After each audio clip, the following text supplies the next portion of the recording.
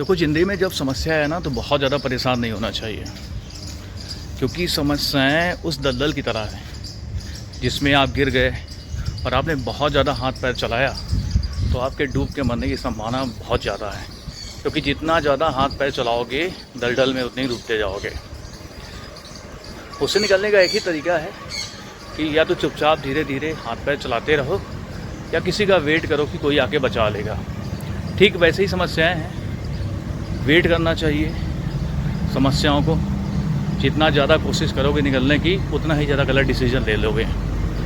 शांत बने रहोगे तो चीज़ें आसान हो जाएगी। इसलिए चल तुम्हें मैं एक कहानी सुनाता हूँ।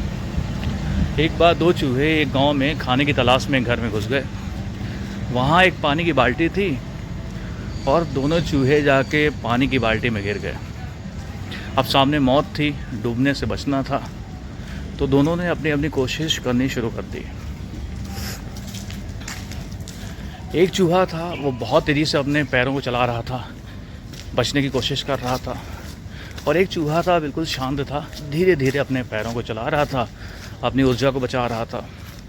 आधी रात हुई, एक चूहा थक गया और वो समझ गया कि अब उससे ये बचने की कोई संभावना नहीं है।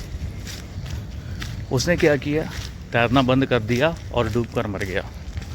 दूसरा चूहा क्या किया, वो धीरे धीरे तैरता रहा। सुबह किसान ने आकर झोपड़ी में देखा कि बाल्टी में दो चूहे गिरे हुए हैं।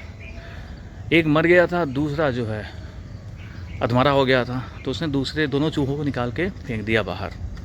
तो जो अधमरा चूहा था उसके अंदर वापस जान आ गई और वो जो है भाग के वापस चला गया, लेकिन दूसरा चूहे ने अपने जान को गंवा दिया।